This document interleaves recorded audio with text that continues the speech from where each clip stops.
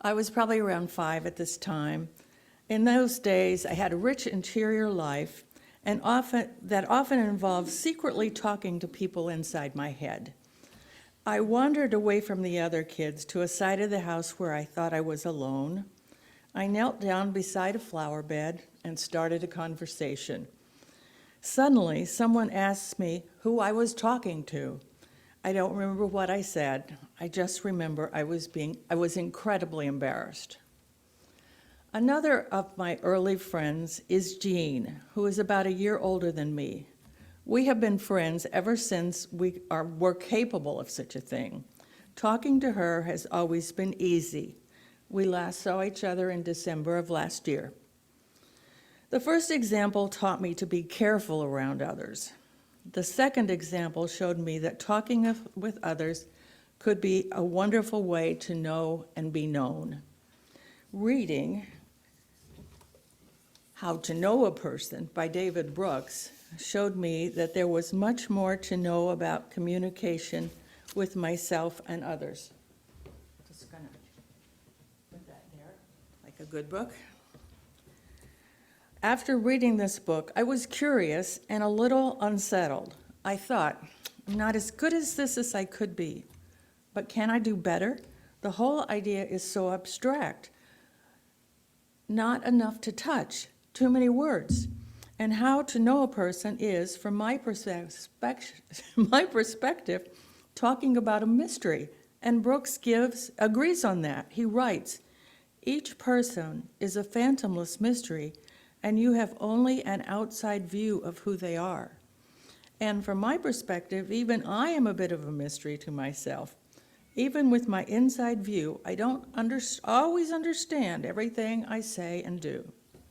Somehow, my fascination with this book and a conversation with the Worship Arts Committee is how I ended up standing here right now. I hope I can discuss this book without making it sound like a long book report. Reviewing the 7 principles of Unitarian Universalism, I hope, removes a bit from the book report genre.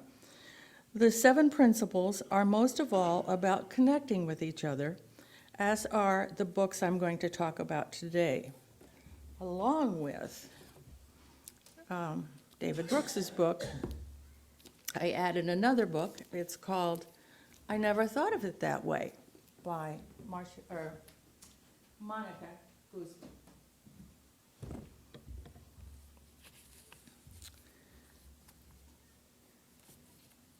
She, like Brooks, is very interested in communication, though as you'd expect, not quite the same viewpoint that he has.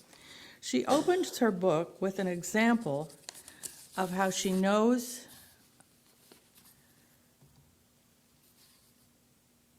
her parents. It's totally unclear how she and her parents managed to traverse the philosophical distances by this. But this example is interesting and to me a bit mysterious. Here are the first 3 paragraphs from her book. On the morning of Election Day 2020, I was driving east from Seattle to my parents' house in Redmond, Washington, wondering if I should turn around. About a week earlier, I'd asked my parents if I could watch the results of the presidential election from their home. Mom blinked over her plate of tacos from the food truck down the way.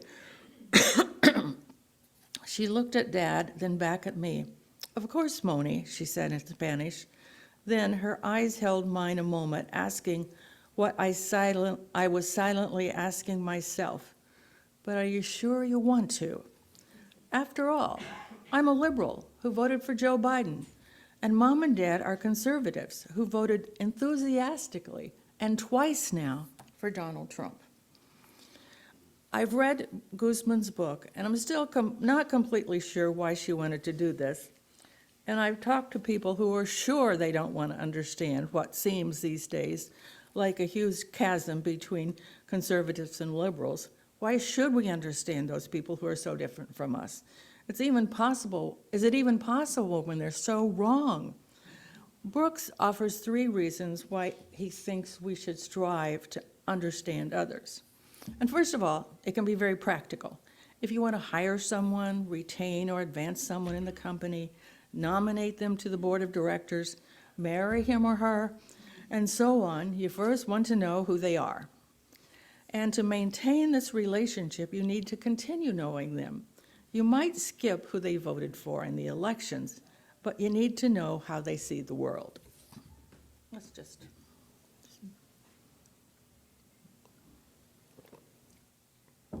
Secondly, Brooks says the skill of knowing others can help our national survival. To survive, pluralistic societies require citizens who can look across the differences and show the kind of understanding that is a prerequisite of trust, can say, at the very least, I'm beginning to see you. This skill of knowing a person, number 3, Brooks says, is also good for spiritual reasons.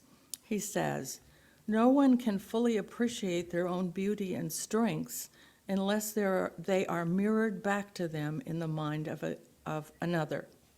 And now, back to Monica Guzman and her parents. I'm not exactly sure what her reasons were, maybe a bit of all 3 of Brooks's reasons. I think she has figured out that you can understand people without agreeing with them. Guzman and her parents have their political arguments, but it seems, for the most part, they understand and respect each other. In the next excerpt from her book, we get closer to the mystery of Guzman's relationship with her parents. She writes, even after the tense 3-hour conversation about race and law enforcement with Mom in June of 2020, where neither of us changed our minds, even after the 2-hour argument with Dad about how the White House handled the coronavirus, where I finally went too far and he was about as mad as I've ever seen him, even after all that, why am I,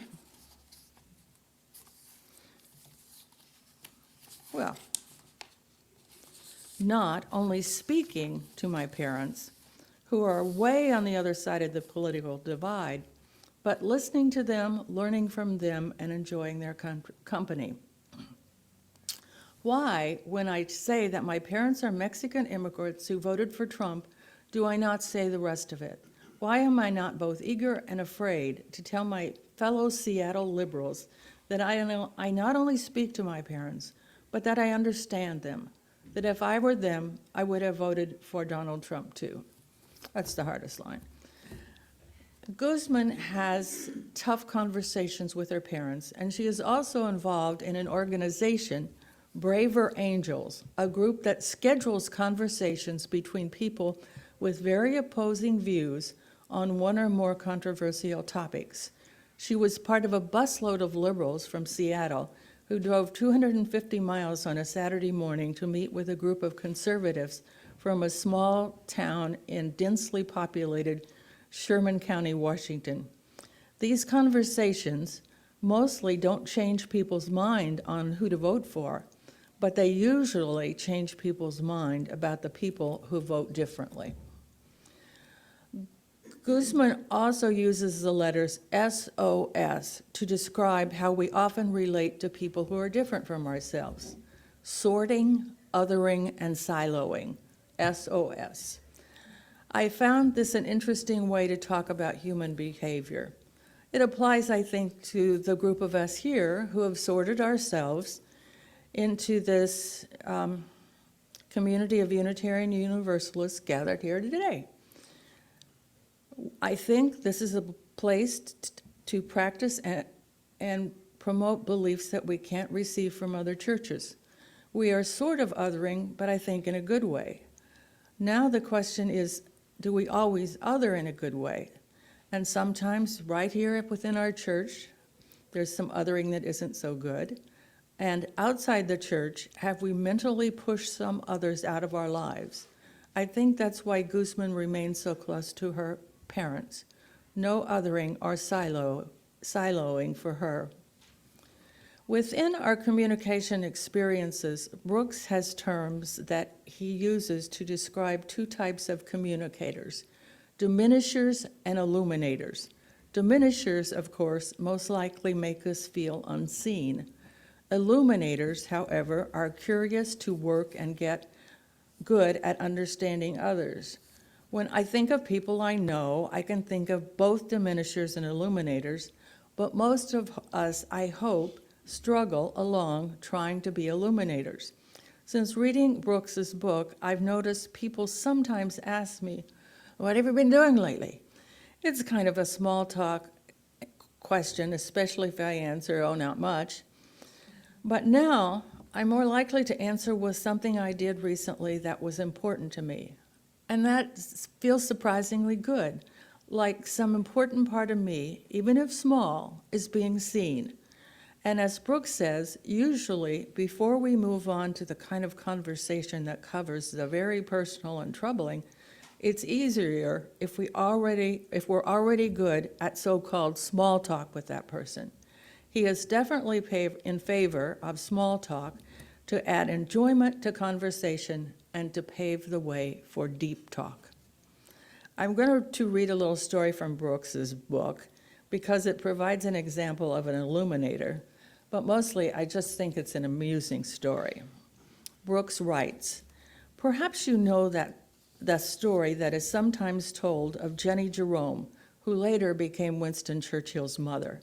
It is said that when she was young, she dined with the British statesman William Gladstone and left thinking he was the cleverest person in England.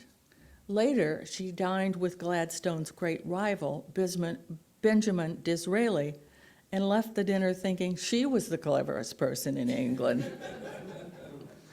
It's nice to be like Gladstone, says Brooks, but it's better to be like Disraeli.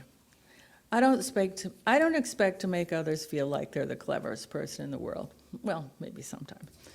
But we should try giving someone a moment of feeling clever or wise or helpful. Brooks suggests not to ask questions that evaluate. He's big on questions, but not evaluative questions or closed questions or vague questions. Open-ended questions are better. He describes questioning as a moral practice. He says that when Condoleezza Rice was Secretary of State, she would sometimes invite him to come by her office for an off-the-record conversation. Since this was not his specialty, he was puzzled and finally asked her why she continued to invite him. She said it was because his questions were so broad and general that they helped her to step back from the minutiae of her job and see the big picture. Both Brooks and Guzman deal only slightly with what can be a conversation interrupter, anger. I consulted my good friend Sam Harris to get some information about anger.